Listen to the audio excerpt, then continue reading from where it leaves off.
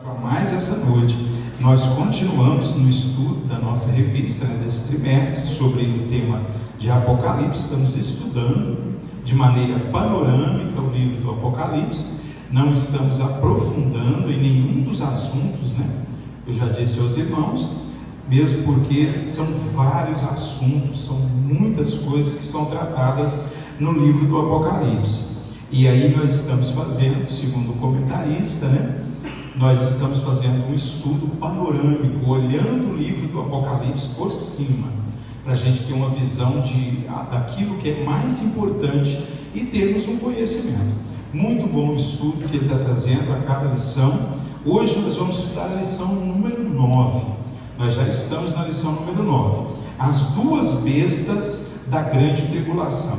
Se você tiver a sua lição, você pode acompanhar comigo, as leituras introdutórias aqui. Se você não tiver a sua revista, você pode abrir a sua Bíblia em Apocalipse capítulo 13, o capítulo todo. Nós vamos ler o capítulo todo, tá bom? Se os irmãos não tiverem com a sua lição, aí você pode acompanhar direto no livro do Apocalipse. O tema da nossa revista, da nossa lição de hoje é as duas bestas da grande tribulação. Textual diz assim: filhinhos, é já a última hora, e como ouvistes que vem o anticristo, também agora muitos se têm feito anticristos, por onde conhecemos que é já a última hora. 1 João, capítulo 2, verso 18. Verdade aplicada: Jesus revelou para a sua igreja o que está prestes a acontecer no mundo. Objetivos da lição: 3 objetivos que nós vamos trabalhar nesta noite, através dessa lição número 9. Primeiro, mostrar quem são as duas bestas da grande tribulação. Segundo, destacar as características do anticristo e do falso profeta. Terceiro, expor o sistema de governo na grande tribulação. Aí nós vamos ler a nossa lição, ela traz aqui Apocalipse capítulo 13, como texto de referência, o versículo 1, 2, 11 e 12. Mas nós vamos ler, eu achei por bem nós lermos o capítulo todo, capítulo 13. Ele não é longo, não é muito grande, mas é bom a gente ler para a gente já ir tendo um conhecimento do que será tratado. Diz assim, capítulo 13, versículo 1: E eu pus-me sobre a areia do mar, e vi subir do mar uma besta que tinha 7 cabeças e 10 chifres, e sobre os chifres 10 diademas, e sobre as cabeças um nome de blasfêmia. E a besta que vi era semelhante ao leopardo, e os seus pés como os de urso, e a sua boca como a de leão. E o dragão deu-lhe o seu poder, e o seu trono, e grande poderio. E vi uma de suas cabeças como ferida de morte, e a sua chaga mortal foi curada. E toda a terra se maravilhou após a besta. E adoraram o dragão que deu à besta o seu poder, e adoraram a besta, dizendo: quem é semelhante à besta? Quem poderá batalhar contra ela? E foi-lhe dado uma boca para proferir grandes coisas e blasfêmias, e deu-se-lhes poder para continuar por 42 meses. E abriu a boca em blasfêmia contra Deus, para blasfemar do seu nome, e do seu tabernáculo, e dos que habitam no céu. E foi-lhe permitido fazer guerra aos santos e vencê-los, e deu-se-lhe poder sobre toda tribo e língua e nação, e adoraram-na todos os que habitam na terra, esses cujos nomes não estão escritos no livro da vida do Cordeiro, que foi morto desde a fundação do mundo. Se alguém tem ouvidos, ouça. Se alguém leva em cativeiro irá. Se alguém matar a espada, necessário é que a espada seja morto. Aqui está a paciência e a fé dos santos. E vi subir da terra outra besta, e tinha 2 chifres semelhantes ao de um cordeiro, e falava como dragão, e exerce todo o poder da primeira besta na sua presença, e faz que a terra e os que nela habitam adorem a primeira besta, cuja chaga era mortal, fora curada, e faz grandes sinais, de maneira que até fogo faz descer do céu à terra, à vista dos homens, e enganam os que habitam na terra com sinais que se lhe permitido que fizessem em presença da besta, dizendo aos que habitam na terra que fizessem uma imagem à besta que recebera a ferida de espada, e foi-lhe concedido que desse espírito à imagem da besta, para que também a imagem da besta falasse, e fizesse que fossem mortos todos os que não adorassem a imagem da besta, e faz que a todos, pequenos e grandes, ricos e pobres, livres e servos, lhes seja posto um sinal na mão direita ou na testa, para que ninguém possa comprar ou vender, senão aquele que tiver o sinal, ou o nome da besta, ou o número do seu nome. Aqui há sabedoria. Aquele que tem entendimento, calcule o número da besta, porque é número de homem, e o seu número é 666. Amém? Podemos assentar, em nome de Jesus.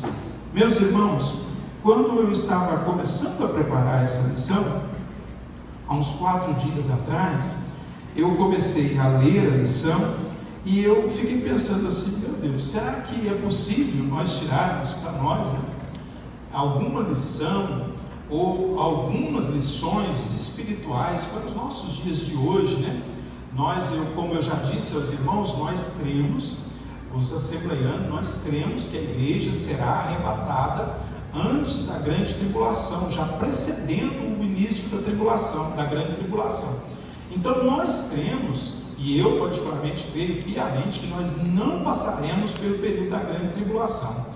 E essas duas bestas que a Bíblia nos fala aqui em Apocalipse capítulo 13, elas se manifestarão ou se revelarão no período da grande tribulação. Então eu fiquei me perguntando assim, nós não estaremos aqui, para que pode nos servir, né, estudarmos sobre essas duas bestas ou sobre o período da grande tribulação? E a segunda pergunta que eu fiz para mim mesmo foi, eu tentei entender, espero que vocês também façam essa pergunta, será que há alguma coisa nessas duas bestas que nós como igreja hoje, né, igreja pós-moderna, nós precisamos saber? Será que tem realmente algumas lições? E meus irmãos, eu fiquei espantado, à medida que eu fui estudando, evoluindo, consultando os dicionários, comentários bíblicos, assisti alguns vídeos de pastores que dominam esse assunto, né, escatológico, e eu fiquei abismado com a quantidade de coisas que servem para nós e que nós temos que aprender sobre essas duas bestas do Apocalipse. Esse capítulo 13 do livro de Apocalipse, ele é todo dedicado à manifestação e à explanação das características dessas duas bestas. Nós sabemos de antemão que as duas bestas relatadas aqui, a primeira besta, a que sobe do mar, ou seja, que sai das nações, é o anticristo. A segunda besta, que sai da terra, que sai do meio das pessoas, é o falso profeta. Então nós já sabemos de antemão isso aí. Nós sabemos também que essas duas bestas, elas governarão e manifestarão grandes sinais e prodígios no período da grande tribulação, através do poder que Satanás irá dar para as duas. O anticristo governará primeiro, ele atuará numa área política e econômica, e o falso profeta na área religiosa. Então nós já sabemos isso, já ouvimos, já estudamos, já lemos algumas coisas sobre isso. Mas há coisas que nós precisamos saber mais aprofundadamente sobre essas duas bestas. E a lição ela se ocupa com isso. No tópico 1 da nossa revista, o comentarista ele vai trazer as características dessas duas bestas. E ele vai falar algumas coisas muito importantes aqui. Primeiro, tópico 1, as bestas do Apocalipse. Ele vai trazer uma definição, vai citar alguns textos do Antigo Testamento que mencionam essas duas bestas. E aí ele vai começar no item 1 dizendo o seguinte: são chamados de besta. Olha o que ele vai dizer aqui. Para falar destas duas personalidades malignas que aparecem no capítulo 13 do livro de Apocalipse, a Bíblia utiliza a palavra grega teon, que significa literalmente fera. Esta palavra foi utilizada no mundo antigo para falar de animais perigosos ou criaturas terríveis e sobrenaturais. Por que, meus irmãos, que Deus preferiu mostrar para João a figura de bestas, de feras? Nós vamos daqui a pouco perceber que o livro traz, o capítulo 13, traz também uma descrição da imagem das duas bestas, como que elas foram descritas por Deus para João. E é interessante nós notarmos que Deus mostrou para João essas bestas em forma de animais, de feras. E um comentarista que eu estava ouvindo, ele falou uma coisa interessante. Essas palavras, quando é buscada no seu original grego e até no hebraico, elas conotam uma ideia de malignidade, de selvageria, de violência e de dano, de veneno. A palavra besta aqui colocada sobre essas duas lideranças, sobre esses dois personagens do capítulo 13 de Apocalipse, ele quer trazer essa ideia. Por isso que Deus mostrou essas duas personagens na condição de bestas, de feras, de animal. Porque Deus queria passar para João e queria que João passasse para nós essa ideia de que tanto o anticristo como o falso profeta, eles representam sempre, em todo o tempo, um grande perigo. Eles agem com muita ferocidade, com muita selvageria. E quando nós olhamos, irmãos, lá no livro de Ezequiel, a descrição que nós temos de Lúcifer, depois nós olhamos no livro do profeta Isaías, quando Isaías também fala da derrocada de Lúcifer, nós vamos notar que eles falam e eles mencionam que uma das características do coração de Lúcifer era a violência. Lúcifer foi brutal, ele foi descrito na figura de um rei que existiu naquela época, mas um rei que dominava as nações com muita violência. Era um rei que não chegava e pedia por favor, não tentava acordos diplomáticos. E o anticristo, o falso profeta, eles vão ter essa característica. Eles não pedirão licença, eles não usarão de diplomacia. Por quê? Porque eles serão representantes ativos, entre aspas, se eu posso usar essa palavra, ungidos pelo próprio Satanás. Então eles agirão sobre as pessoas, sobre as organizações, com muita violência. Por que é importante nós fazermos isso? Nós estudarmos isso, entendermos isso. Porque muitos de nós, muitas pessoas, às vezes dentro da igreja ou fora, nós estamos sendo enganados pela imagem que Satanás tem colocado nas nossas mentes sobre quem ele é. Satanás hoje, ele não quer passar uma imagem para nós de feroz, de violento, de maligno, de venenoso. Ele não quer que a gente perceba essas características nele. Mas aqui Deus está descrevendo ele, a ação dele através do anticristo e através do falso profeta, como sendo uma fera, uma besta felina, horrenda, terrível e muito violenta, danosa, extremamente danosa. O anticristo e o falso profeta, eles agirão numa aparente calma, num aparente carisma, eles dominarão as pessoas no primeiro instante, mas a ação deles, por final, será de muita violência. E nós observamos, irmãos, quando nós vamos estudar um pouco sobre a história dos governantes, dos líderes que nós já tivemos, e alguns que nós até temos nos dias de hoje, irmãos, os maiores ditadores, os homens que mais provocaram dano para as sociedades mundiais, para a humanidade, foram homens muito violentos. Eles usavam de artifício, usavam de meios que eles tinham, ora política, ora um cargo que eles tinham proeminente, ora um poder que eles tinham, para praticar a violência e arrancar das pessoas aquilo que eles não conseguiam ter por mérito. E a besta, o anticristo, o falso profeta, as duas bestas, elas serão marcadas por muita violência. Será um tempo, irmãos, quando se manifestar o anticristo, depois que ele se revelar, nós cremos que no meio da grande tribulação, do período dos 7 anos, do meio da grande tribulação ou da tribulação, para o fim, do meio dela para o final, os 3 últimos anos e meio, que nós vamos ver realmente, ou espero que nós vejamos do céu, né? Que nós já sejamos arrebatados, nós vamos contemplar muita violência. Por que nós mencionamos isso e damos uma certa ênfase? Porque nós já temos, em 1 João capítulo 4, versículo 1, 2 e 3, João diz que o espírito do anticristo já está entre nós, ele já está operando, e João disse isso lá na época que ele escreveu as cartas.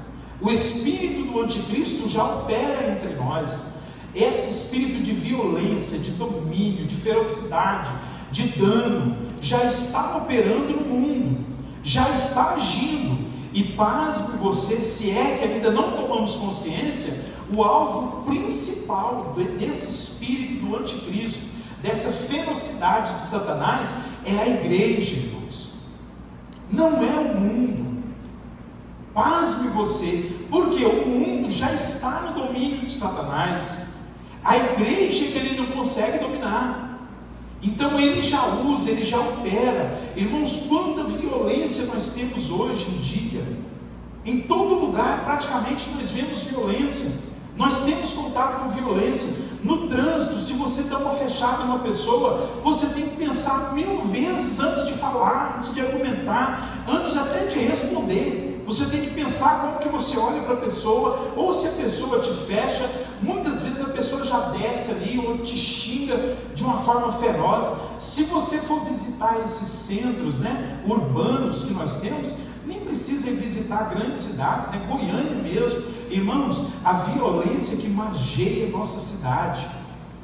Quantas pessoas violentas, pessoas que estão brigando, que estão matando, pessoas que estão agredindo as outras. Quantos casos nós não temos hoje de feminicídio, ou de mulheres que matam homens? Nós temos inúmeros casos, irmãos, de pessoas que deixaram o pudor, que deixaram o equilíbrio, para poder agir com violência, para partir para agressão. E isso tudo está girando em torno da igreja. Nós, como igreja do Senhor, nós precisamos desde agora começar a trabalhar com isso. Quando nós dissemos que Jesus venceu Satanás na cruz do Calvário, é porque Jesus venceu através das armas espirituais. As armas de Jesus não são essas armas que Satanás usa, violência, truculência, né, influência maligna. Não, Jesus, ele venceu Satanás na cruz do Calvário com amor, com silêncio, porque Satanás não pode ter essas características. Então ele é derrotado através da longanimidade, através da paciência, através do diálogo, através da mansidão. Essas são as nossas armas. Por quê? Porque as armas de Satanás são as armas de uma fera. Satanás, irmãos, ninguém se iluda com ele. Satanás veio para matar, roubar e destruir. E se nós brincarmos com ele, como muitos de nós temos brincado, temos flertado com as coisas dele, nós também vamos cair. Às vezes é uma resposta dura com a esposa, com o filho, com o amigo, com o colega. Às vezes é numa insensibilidade, às vezes é numa dureza de coração. A coisa começa pequena, daqui a pouco nós estamos praticando a violência. Nós, como igreja, precisamos insistir em desmanchar, em desmoronar essas características que são descritas aqui. Mas o autor continua, no item 2 ele diz: serão 2 pessoas. É importante o que ele frisa aqui, irmãos, porque muitos de nós achamos ou temos uma ideia que o anticristo e a besta, eles vão governar somente através das instituições. Não, o governo deles será e já é através de pessoas, de indivíduos. Eles mesmos são 2 pessoas, serão 2 pessoas.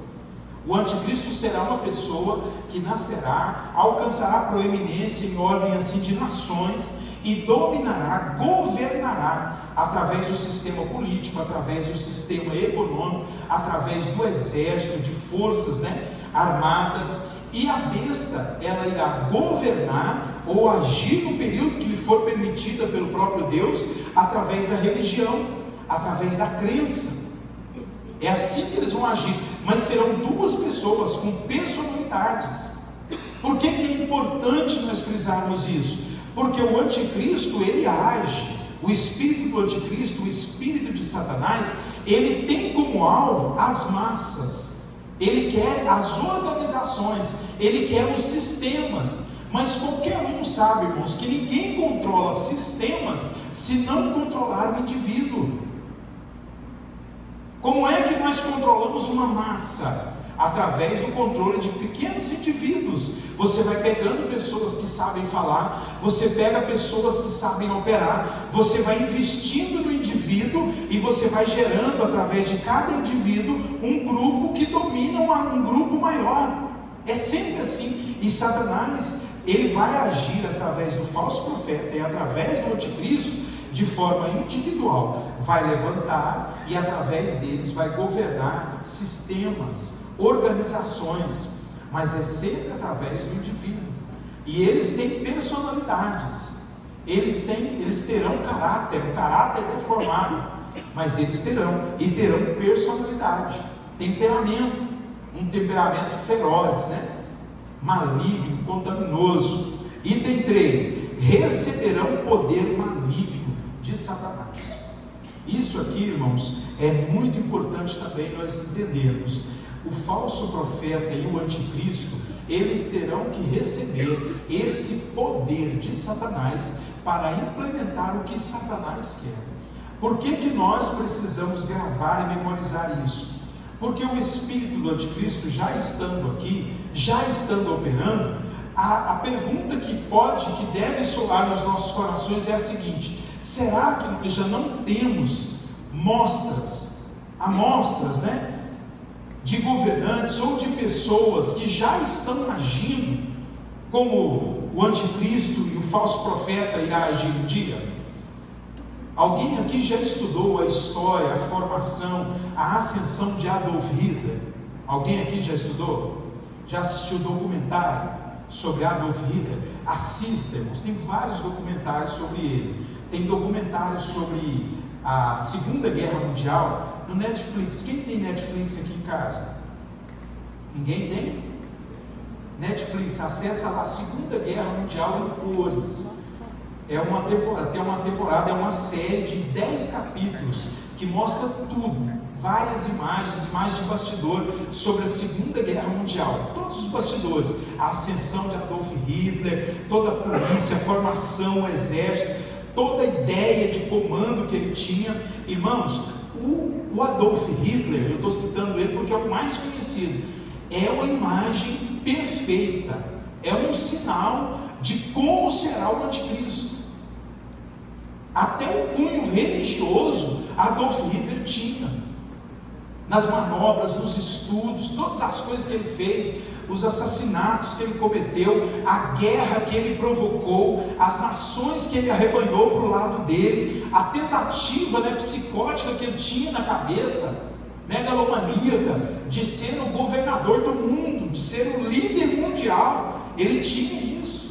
E ele foi conquistando nações e mais nações, subjugando nações. Se os aliados não se reunissem e fossem contra ele, irmãos, e se não fossem algumas táticas erradas dele na guerra, talvez hoje nós estivéssemos com a herança maldita dele aí, se é que nós estaríamos aqui, porque ele tinha essas características. E muitos outros ditadores, totalitaristas que nós tivemos aí na história da humanidade, alguns bem recentes, outros no começo do século passado, eles tinham essas características de violência, de domínio, de controle absoluto. Eles queriam ser o maioral, eles queriam governar sobre a humanidade, eles queriam ditar as regras, conduzir tudo. Então nós, como seres humanos, como igreja do Senhor, nós já temos exemplos aí, muitos. Se nós olharmos mais para trás, na época do Império Romano, na época de todos aqueles impérios que tiveram na época de Cristo, no período de Cristo, nós vamos ver mais sinais ainda.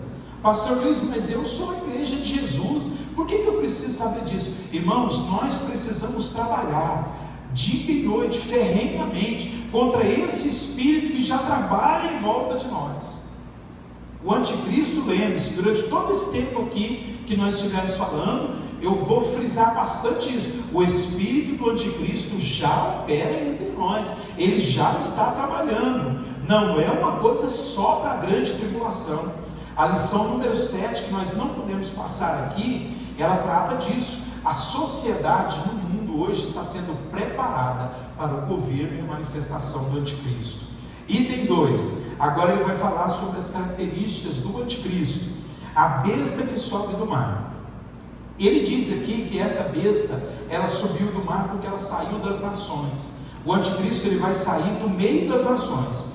Nomes e títulos do anticristo. Ele diz aqui, os nomes e títulos do anticristo na Bíblia são os piores possíveis, irmãos.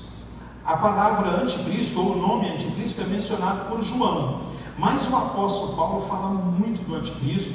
O profeta Daniel menciona em vários textos o anticristo.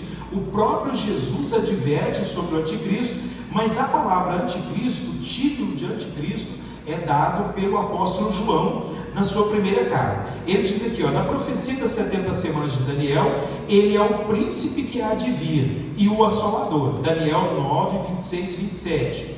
Daniel ainda o chama de ponta pequena. Daniel 7, 8. O apóstolo Paulo o nomeia de homem do pecado e filho da perdição, o iníquo. Olha só os títulos que esse homem recebe, hein, irmãos? Mas coube ao apóstolo João, o mesmo autor do livro de Apocalipse, chamá-lo pelo nome mais conhecido, o anticristo. O que quer dizer anticristo? Aquele que se opõe a Cristo. Todos os ensinos, todos os mandamentos, todas as lições que Cristo nos deu, o anticristo ele vai trabalhar contra.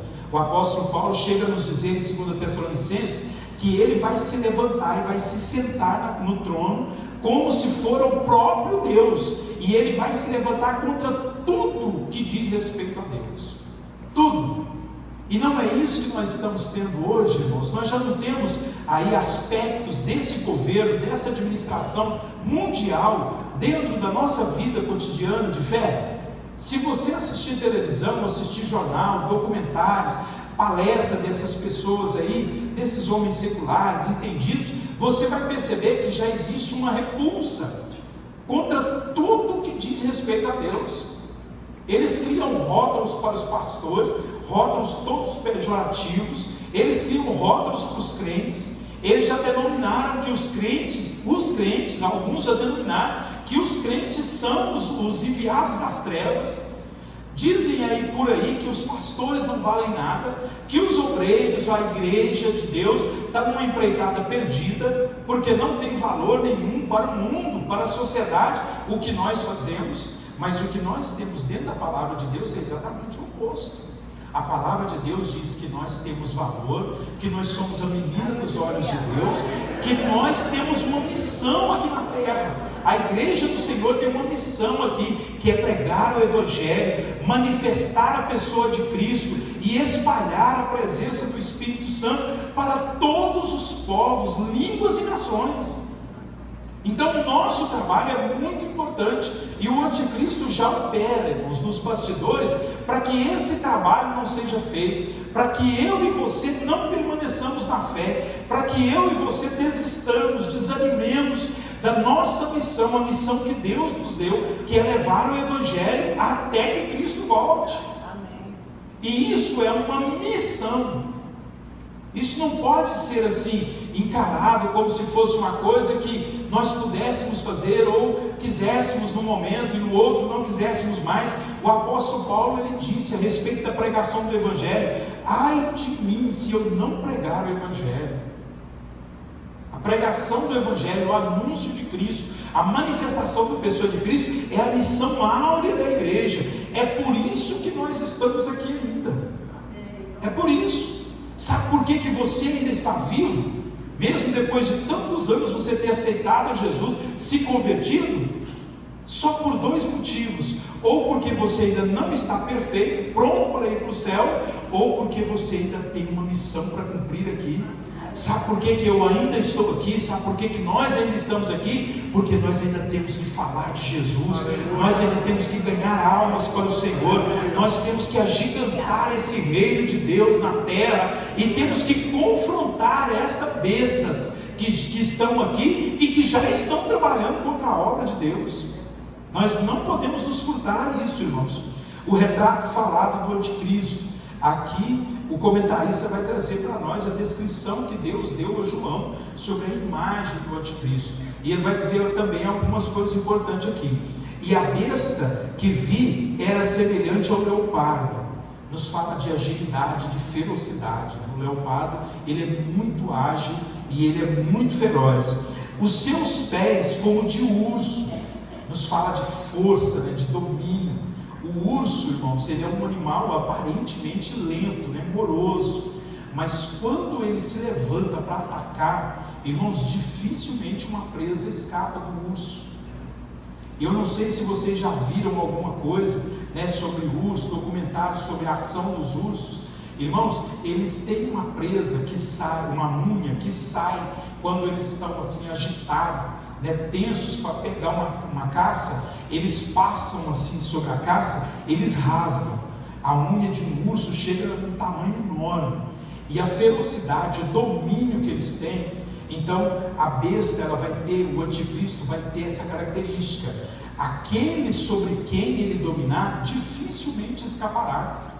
Muitas pessoas pensam assim: pastor, eu mesmo se eu ficar aqui no arrebatamento, eu vou conseguir. Afinal, a Bíblia nos ensina que o Espírito Santo vai estar agindo, não de forma como ele age hoje, mas ele vai estar salvando, Deus vai estar salvando. É verdade, irmãos, até a manifestação do anticristo, Deus vai estar salvando, a graça de Deus vai estar. Só que uma coisa precisa ser dita e precisa ser lembrada. Meus irmãos, se hoje, com o Espírito Santo abundante nas nossas vidas, com uma igreja como essa aqui, maravilhosa, com trabalhos espetaculares que nós temos dentro da igreja, como nós tivemos esse seminário nesse último fim de semana, já tem outro evento aqui na próxima semana para as irmãs.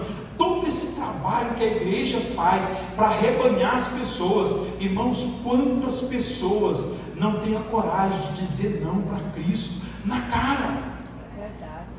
Você faz um apelo, você ora, você jejuma, você vai lá, ensaia a palavra. Não, eu vou pregar, eu vou falar isso para ela. Você chega lá e fala, a pessoa às vezes nem te dá ouvido. A pessoa resiste, porque o anticristo, ele tem posto no coração da maioria das pessoas essa dureza para o Evangelho. Tem pessoas que quando você começa a falar de Jesus, ela já te diz não na hora. Não, eu não quero saber de religião. Você começa a falar de Deus, não, eu tenho visto homens fazer coisas terríveis em nome de Deus. Alguns confundem, você vai falar sobre Deus, elas já levam para o lado da religião, são duas coisas completamente diferentes. Mas a verdade é que as pessoas têm dificuldade de aceitar ao Senhor Jesus. A maioria tem. E se nesse tempo que nós temos a graça, nós temos um derramar abundante do Espírito Santo, nós temos a palavra explicada, nós temos estudos, nós temos a unção, nós temos poder, autoridade, as pessoas estão resistindo. Imagina nessa época, imagina quando o anticristo estiver governando sobre tudo, irmãos. Quando nós tivermos que pôr a marca da besta, nós não, quem estiver aqui, que eu espero não estar. A gente diz nós com essa expressão. Imagina, irmãos, se vai ser fácil. Não será fácil. As pessoas que aceitarem ao Senhor Jesus na época do falso profeta e na época da manifestação do anticristo, elas terão que pagar com a própria vida. Eu estava ouvindo um comentarista ontem, pastor, falando, explicando sobre isso. Irmãos, no período da grande tribulação, se você aceitar Jesus, você vai ter que comprovar com atos que você crê nele. Vai ser mais ou menos assim, você vai chegar num lugar e vai pedir alguma coisa, vai querer comprar alguma coisa. A primeira coisa que te será pedida é a marca da besta, ou na testa ou na mão direita. Se você não tiver, irmãos, prepare-se para guilhotina. E aí, como é que as pessoas vão fazer para sobreviver sendo crentes nesse período? Vão ter que viver escondidos debaixo de ponte, nos bueiros. Quem aqui já assistiu Deixados para Trás? 1, 2 e 3, sabe do que eu estou falando? Você acha que vai ser fácil servir a Deus no período da grande tribulação e aguardar que Deus nos resgate? De maneira nenhuma, irmãos. O cristão, o crente, nessa época, no período do anticristo, ele vai pagar com a própria vida a fé dele. Não vai ser igual hoje, não. AD Vila Boa, ar-condicionado, espaço para estacionarmos nosso carro, slogan no nosso carro, né? O nome da nossa igreja, denominação. Você acha que o crente vai poder se identificar como crente? Identifica para você ver. Na época do anticristo, irmãos, todos terão que comer na palma da mão dele. E esse espírito já está operando. Guarde bem isso. Já está operando. Nós já estamos sendo introduzidos nesse período. Item 3. Características do anticristo. Aí eles vão colocar aqui: embora Deus não tenha nos revelado a identidade do anticristo, fez questão de nos dar várias informações sobre ele. A Bíblia mostra que o anticristo será um grande orador. Dado aí, tá? Os que desejam ser grandes pregadores. Ele será um grande orador. Outra característica dele: será também um grande empreendedor. Coisa que nós gostamos muito, né? Não está na moda hoje? Todo mundo quer empreender, né? Tome cuidado, tá? Tome cuidado. Pastor, eu não devo ser empreendedor de maneira nenhuma. Eu não devo ser um grande orador. Só tome cuidado para não ser segundo a semelhança do anticristo. Ele será também e dominará a economia mundial. Aqui tem uma observação que eu quero fazer daqui a pouco, se der tempo, para que os irmãos guardem bem. Outra coisa aqui: e os 10 chifres que viste são 10 reis que ainda não receberam o reino, mas receberão poder como reis por 1 hora juntamente com a besta. Ele fará um pacto com Israel por 7 anos e blasfemará contra Deus, se apresentará no templo como se fosse Deus e finalmente será vencido por Cristo na sua volta. Meus irmãos, esse anticristo ou o anticristo, ele realizará todos esses prodígios. O forte dele será o trabalho econômico. Ele vai trabalhar muito através da economia, através do dinheiro. Eu estava vendo o comentarista da nossa lição, num vídeo que ele fez para explicar a lição, ele estava falando: meus irmãos, já existe um movimento, já está em operação, um movimento mundial para que o dinheiro se transforme em digital, que não tenhamos mais cédulas. Só para você ter uma ideia, ele estava dizendo, eu achei muito interessante, só com a criação do Pix, 10% da moeda em espécie saiu de circulação. Hoje nós já fazemos tudo através do Pix, através do cartão já há um bom tempo. Nós estamos sendo levados para termos uma moeda só, universal, e detalhe, uma moeda que o anticristo possa governar e controlar. Você já viu, já prestou atenção? Olha que interessante o Pix, ele trouxe uma enorme facilidade, mas o seu dinheiro, ele não está mais no seu bolso.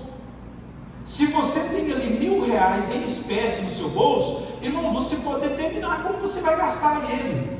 Agora, se o seu dinheiro está lá no banco e você passa um cartão, você está sujeito a um monte de coisas. Você está sujeito a uma fraude bancária, você está sujeito ao banco bloquear você, você está sendo dominado. O seu dinheiro está no seu bolso, mas ao mesmo tempo está no bolso de outrem. O anticristo vai usar dessa artimanha, desse artifício, através do dinheiro para controlar a nação, os povos de todos os lugares, através dessa moeda, através desse sistema econômico. E hoje nós estamos trabalhando para isso. Então convém-nos atentar, com mais diligência para essas coisas. Pastor, o que eu vou fazer? Eu não vou usar essas coisas? Não tem como.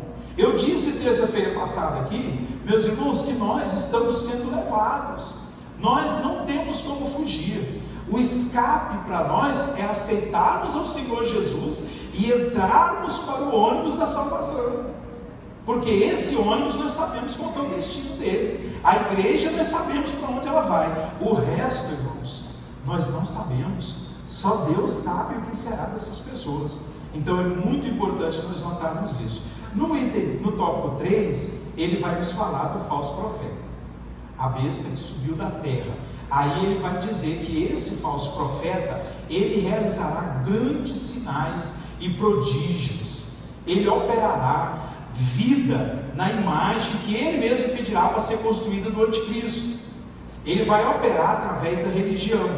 Então esse falso profeta, irmãos, ele será conhecido e notável de todas as nações por causa dos sinais e dos milagres. Ele vai operar coisas grandiosas, até fogo do céu ele vai conseguir operar. Ele é um imitador do Espírito Santo, é o que o comentarista vai nos dizer aqui. E aí, meus irmãos, olhando para essa lição, eu anotei algumas coisas aqui para me encerrar a minha lição dessa noite. E eu quero passar para os irmãos algumas coisas que nós, como igreja, temos que tomar cuidado a partir de agora. Se você não tem tomado esse cuidado, você precisa começar a partir de agora.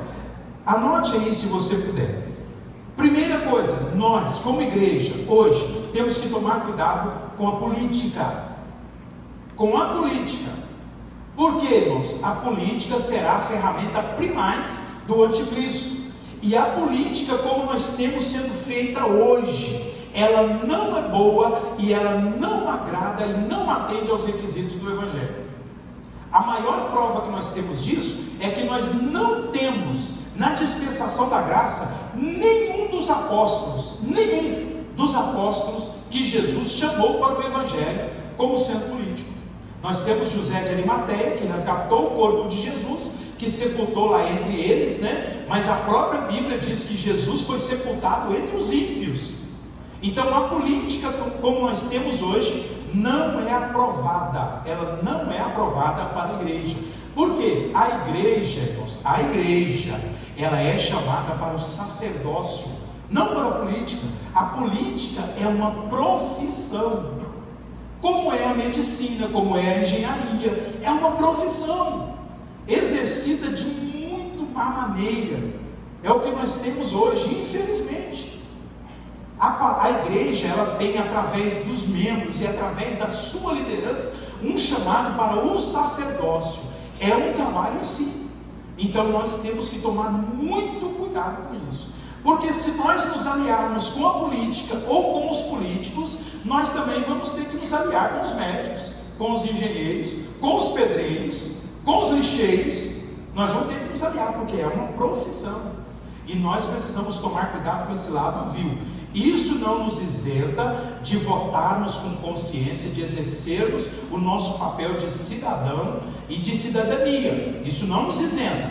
Nós temos que votar, temos que ter consciência, mas não podemos exercer nem trabalhar a política como os ímpios estão trabalhando. Porque todos eles estão trabalhando hoje, irmãos, a sua grande maioria, a serviço do anticristo e do próprio Satanás. É isso que nós temos. Hoje, quando nós falamos para qualquer um de nós, se eu chego para a irmã e vou conversar com ela, a hora que eu falo no nome de um político, ou de uma política, de uma forma ou de outra, o que é a primeira coisa que vem na nossa cabeça? Corrupção. Não é a primeira coisa que nós vemos?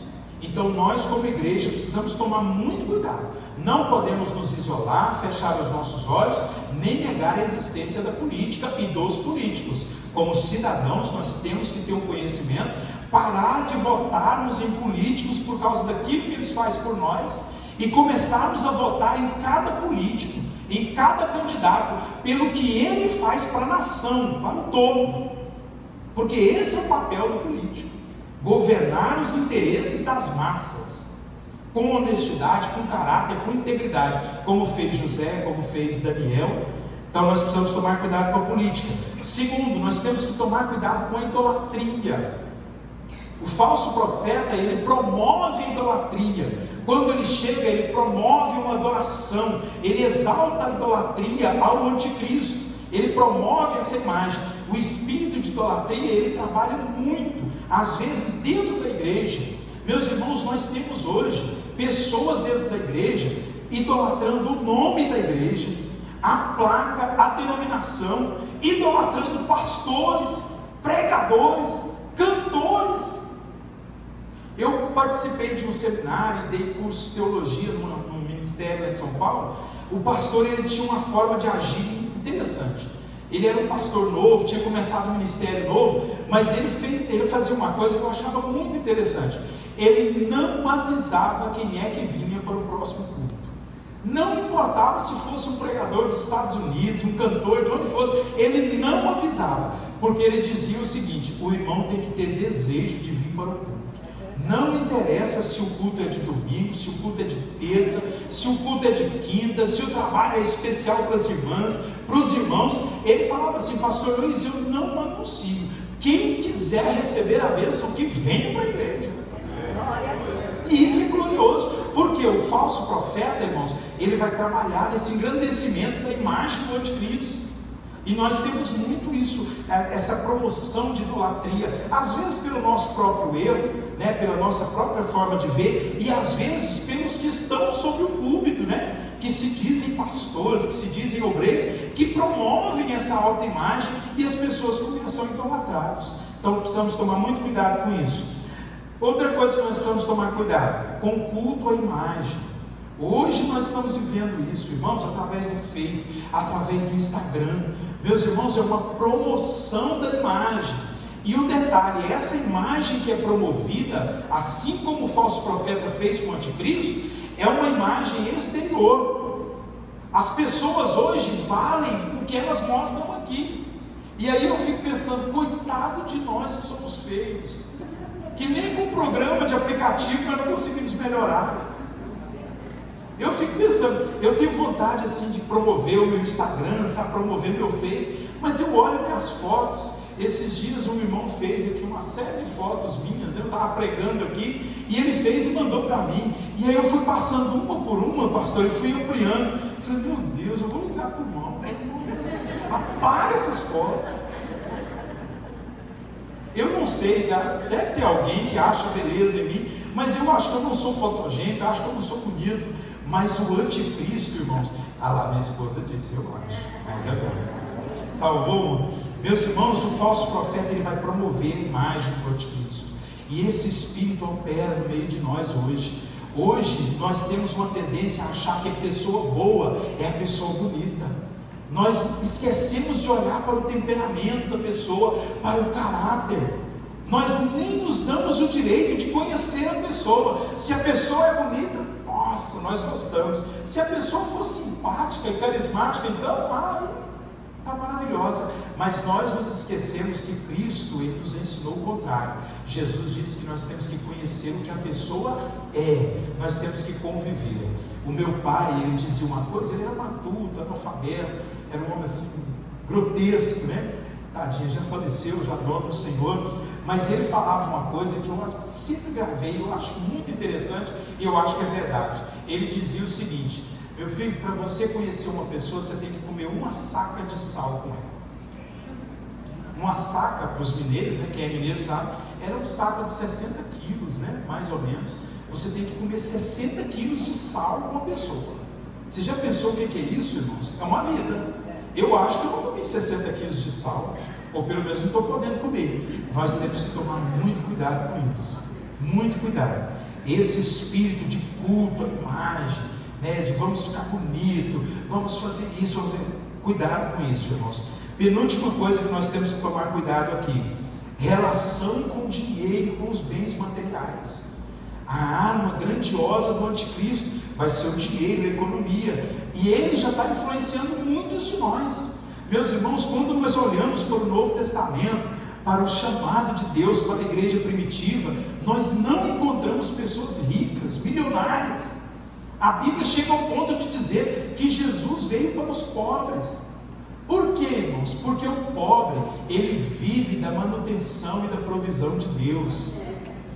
Você goste ou não, mas o pobre, eu digo com propriedade, o pobre, ele vive do que Deus prepara, todo dia. E como Deus é fiel, ele vive abundantemente. O rico não, o rico que tem muitos bens, ele tem uma tendência a confiar nisso e a viver disso. Última coisa que nós precisamos tomar cuidado, com sinais e milagres que nós temos hoje, no meio da igreja, que nós já temos. Pastor, o senhor quer que eu seja cético, que eu não creia, né, em sinais, em milagres? Não, de maneira nenhuma. Nós temos que buscar os dons do Espírito Santo, mas nós precisamos tomar cuidado com os sinais. Primeira coisa que nós temos que observar nos sinais: eles não são um referencial de santidade e nem de transformação. Os sinais, irmãos, eles são operados por vasos, dentro da igreja ou fora dela. O anticristo e o falso profeta nos mostram isso.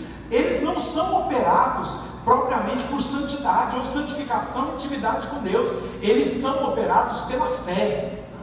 As pessoas que são usadas aqui em sinais, em prodígios, são porque antes de tudo elas têm fé para serem usadas por Deus. Então nós temos que tomar cuidado. Outra coisa sobre os sinais: os sinais que são operados dentro da igreja, eles glorificam a Deus ou o vaso? Quem é que leva a glória? Nós oramos aqui, Deus cura uma criança, ou cura um adulto, ou repreende uma enfermidade, ou expulsamos um demônio. Quem é que fica com essa glória? É Deus de verdade? Ou é o pregador que vai voltar para casa todo inchado? Porque hoje eu orei, hoje eu fiz isso. Eu conheci um pastor, irmãos, que ele era assim muito usado por Deus, aqui de Goiânia. Conheço ainda, ele vive.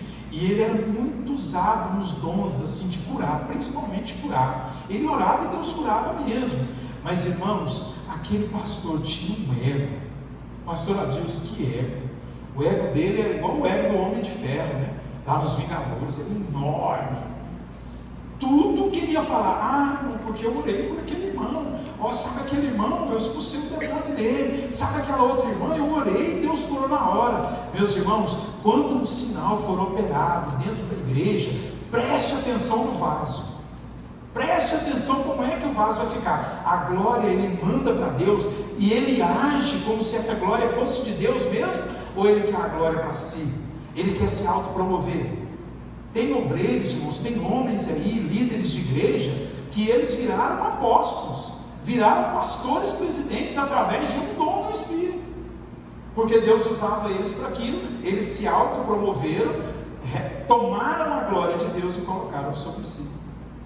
Muito importante. Outra coisa muito importante, eu encerro aqui sobre os dons e milagres. Meus irmãos, os dons e milagres, os sinais de Deus na igreja, eles são operados pelo Espírito Santo. Todo sinal, toda obra realizada dentro da igreja é operada pelo Espírito Santo. Então ninguém, nenhum vaso, nenhum pastor, nenhum missionário, nenhum apóstolo tem o direito de monopolizar o dom. Se eu sou usado por Deus para operar um ensino, para trazer um ensino aqui, você tem que entender que eu estou sendo usado pelo Espírito Santo. É Ele que está fazendo. Eu não posso pegar isso para promover a minha carreira, o meu ministério. É um dom dado por Deus e operado pelo Espírito Santo em todo o tempo. E é desejo de Deus que todos os dons estejam manifestos na igreja através de muitos irmãos. Sabe qual é o grande desejo de Deus aqui para a nossa igreja? Que tenham muitos pastores, que tenham muitos evangelistas, que tenham muitos apóstolos aqui levantados e ungidos por Deus, que tenham muitos irmãos usados em profecias, no dom de curar, no dom de fé, falar em línguas, interpretação de línguas. Sabe por quê, irmãos? Porque a seara é grande, porque a nossa igreja é grande. Deus não quer um homem ou uma mulher só, Deus quer vários, porque toda vez que nós centralizamos, nós deixamos de ser aquilo que Deus nos chamou para ser.